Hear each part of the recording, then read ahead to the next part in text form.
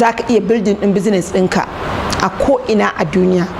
Kana Nigeria za ka iya yin business ɗin a Ghana, za ka iya yin shi a Dubai, za ka iya yin shi a China, za ka iya yin shi a US, za ka iya yin da me da wayan nan naka na hannu. Idan ma baka da bukatan kuɗin, dan ba kowa bane yake bukatan kuɗi, lafiyan kafa aka ce baka bukatan lafiya. Wannan kamfani namu muna da kayayyakin da suke ƙara wa mutum lafiya da kuma jin daɗin rayuwa. A saboda haka nake gayyatar ka da ka zo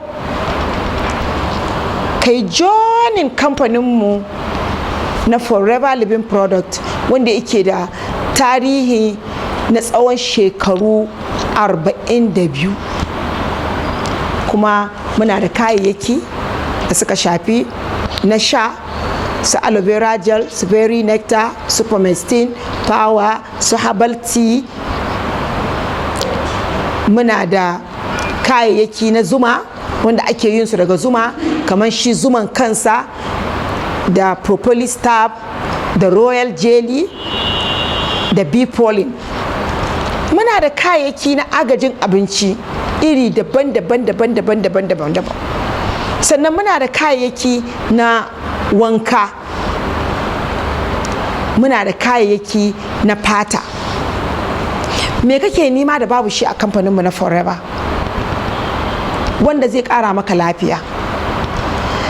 Ko rage ƙiba kake so ka yi naturally ba tare da fata ya rabu da tsoka ba? Me kake so ka yi a Forever? Me kake so ka samu a rayuwarka? Ina tabbatar maka idan ka canja tunaninka, ka fahimci wannan business ɗin da kyau, ka yi abin da ya dace, to duk abin da kake burin ka samu a rayuwarka za ka same shi. Amma fa ka sani ba business ɗin malalaci ba ne, ba business ɗin da kawai za ka kwanta ka ce wani ya zo ya yi ka samu kuɗi ba ne. A'a, ba ka samun kuɗi idan baka nemi kuɗi ba. A wannan kamfanin namu, ko mun wani matsayi ka kai, akwai abubuwan da ya kamata ka yi a kowane wata, kuma ka koya ma waɗanda suke cikin business ɗin su masu yi. Ta hanyar nan ne kake samun kuɗi. Akwai kuɗi, akwai lafiya, akwai zaga duniya, akwai brand new car, akwai komai, amma fa in kayi aiki don ka same su. Hanyoyin da zai taimaka maka cin amfanin wannan shine, na farko ka san abin da kake yi, ka yarda da abin da kake yi, ka kuma ɗau mataki mai kyau. Na biyu, karatu. Dole ka koyi duk abin da kake so ka sani a business ɗin nan, dole ka koye shi, ka san shi, ka karanta shi kafin ka tallata ma wani. Na uku shine ka yadda da abin da kake yi, kai ka yadda da abin da kake yi, saboda in baka yadda da abin da kake yi ba, bayan da za ka ganar da wasu su ma su gane. Ko baka da kuɗi za ka iya fara business ɗin nan. Wani abu da muke ce mishi sales and buy, wato ka siyar ka zo ka siya. Idan har kana da niyyar ka canja rayuwarka, baka da kuɗi, wannan business ɗin naka ne.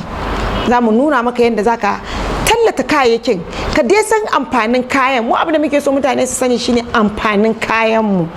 Idan ka daga kaya, ka karanta a muhimmancin shi, ka karanta amfanin shi, ka je ka gaya wa mutane. Idan suna so, za ka karɓo kuɗin su ka zo ka siya a kamfani a sunanka, ka je ka kai musu, kuma kana da riba. Saboda haka kar ka yi tunanin kuɗin, ka yi tunanin me kake so ka samu a cikin business ɗin. Shine abin da muke ƙoƙarin nuna maka. Kuɗin zai zo idan har kana yin abin da ya kamata, aka nuna maka ka yi, kuma ta hanya mai kyau, ba ƙarya, ba cuta, ba zalunci. Kamfanin ya kafu ne shi ma akan gaskiya, bai taɓa cin bashi ba, kuma yana da tarihi na millions of people da suka samu albarka, arziki, buɗi da jin daɗi a rayuwarsu. Ga wanda ike son ya yi joining ɗinmu, za ku iya tuntuɓa na ta namban wayata 0803 786 5690 ko ta YouTube dina I have 2 TV channel. Ku yi subscribing, za ku dinga ganin duk abubuwan da muke yi a YouTube dina. Na gode, Allah ya saka da alheri. Bye.